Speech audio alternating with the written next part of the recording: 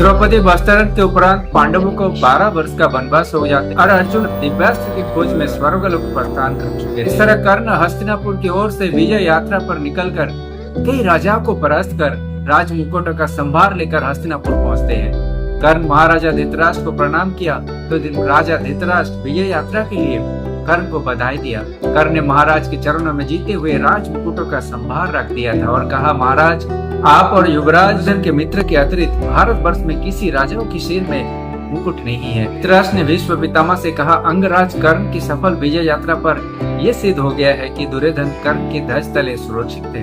पितामह ने कहा, नहीं महाराज, अब भी कहता हूँ पांडवों से संधि कर लेना ही हस्तिनापुर और दुर्योधन दोनों ही के लिए भलाई है। कर्ण अर्जुन के 1/4 अंश के बराबर नहीं है। तब दुर्योधन खड़ा होकर कहा, नहीं पितामह, तो अर्जुन कर्ण के 16वें अंश के बराबर भी नहीं है। आपको क्या लगता है, कर्ण श्रेष्ठ धनुधारी या अर्जुन?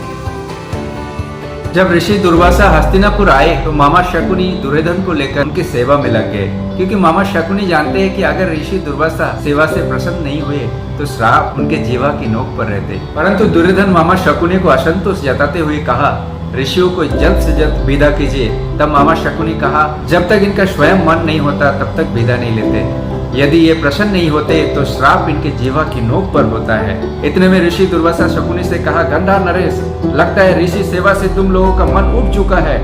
शकुनी ने कहा, ये आप क्या कह रहे हैं ऋषिवर, आपकी सेवा का अवसर तो बड़े भाग्यवानों को मिलता है।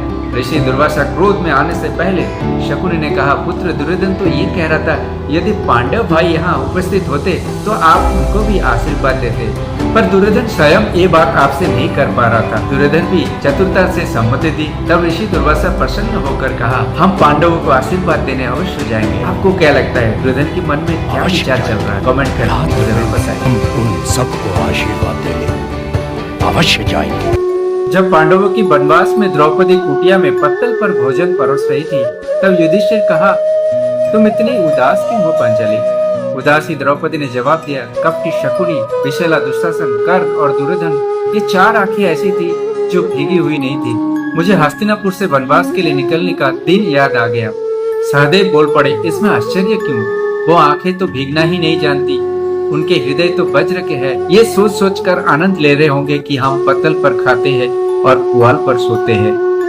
द्रौपदी ने कहा, मुझसे ये आप लोग की दशा देखी नहीं जाती। युधिष्ठिर ने कहा, ये दशा तो 13 वर्ष रहने वाली है। यदि तुम्हारी आंखें अभी से दुखने लगी हो तो तुम कामपिल्ला चले जाओ। ये 13 वर्ष निकलते ही हम तुम्हें वापस ले आएंगे। वनवास में पांडवों का ये दशा देखकर क्या आप लोगों को भी आंखें नम हुई है? तो कमेंट कर जरूर बताएं। मेरी आंखें अभी से दुखने लगी हों तो कामपिल्ला चली जाओ। मैं अपने जाने की बात नहीं कर रही थी धर्मराज, मैं तो केवल शोक मना रही थी। द्रौपदी ने क्रोध की अग्नि जगाते हुए पांडवों को कहा, कहाँ है तुम्हारे वो अग्नि जो क्षत्रिय की पहचान है, और तुम्हारे ये ज्येष्ठ भ्राता, ये तो ना पत्नी की अपमान से पिघलता है, ये तो हीन की एक शिला है, ना ही अनुजों की दुर्दशा से। युधिष्ठिर ने कहा, क्रोध किसी नेत्रहीन के हाथ से चलने वाला वो पत्थर नहीं जिसकी दिशा नियुक्त नहीं होती। क्रोध की अपनी मर्यादा होती है, उसे तो अर्जुन के बाण होना चाहिए। क्रोध को अनाड़ी के धनुष का बाण नहीं होना चाहिए, जो धनुष से निकले और सीधा लक्ष्य को भेदे। व्यक्ति को अंधा कर देने वाला क्रोध व्यक्ति का ना ढाल बन सकता है, ना ही तलवार। क्रोध को सभ्य होना चाहिए। अनुज दुर्योधन को ईर्ष्या ने अंधा कर दिया है। क्या हम अपने आंखों में क्रोध की अग्नि झोंक कर अंधे हो जाए? क्या तुम यही चाहती हो? कभी कभी जल की भांति क्रोध को भी हमें पी जाना चाहिए। आपने पांडवों की वनवास से इस भाग से अगर कुछ सीखा है तो जय श्री कृष्ण कमेंट जरूर करें। क्षमा ही यज्ञ है, क्षमा ही धर्म है पांचाली।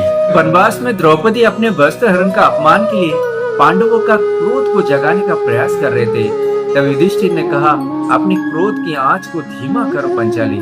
भीम द्रौपदी का पक्ष लेते हुए कहा, क्यों धीमा करे बड़े भैया, इस क्रोध की आंच को कभी धीमा नहीं कर सकता, चाहे द्रौपदी धीमा कर भी ले, क्योंकि सोते जागते मुझे एक ही दृश्य याद आते हैं कि दुर्योधन अपना जंघा पीट रहा है और दुशासन पांचाली को बालों से पकड़कर घसीटता हुआ भरी सभा में ले जा रहा है, और हमारे सारा पूर्वज चुपचाप देख रहा है। ये अग्नि कभी धीमा नहीं हो सकती, ये अग्नि कभी धीमा नहीं हो सकती बड़े भैया। तब धर्मराज युधिष्ठिर कहते हैं, क्षमा ही वेद है, क्षमा सत्य है, क्षमा यज्ञ है, क्षमा ही ब्रह्म है, क्षमा शक्तिशाली का बल है, क्षमा तप है और क्षमा धर्म है पांचाली। आपने अगर इस भाग क्षमा करने के विचार को अपने जीवन में अपनाना चाहते तो कमेंट में जय श्री कृष्ण जरूर लिखें। क्षमा ही धर्म है पांचाली, इसलिए मैं क्षमा के मार्ग को कभी त्याग नहीं सकता।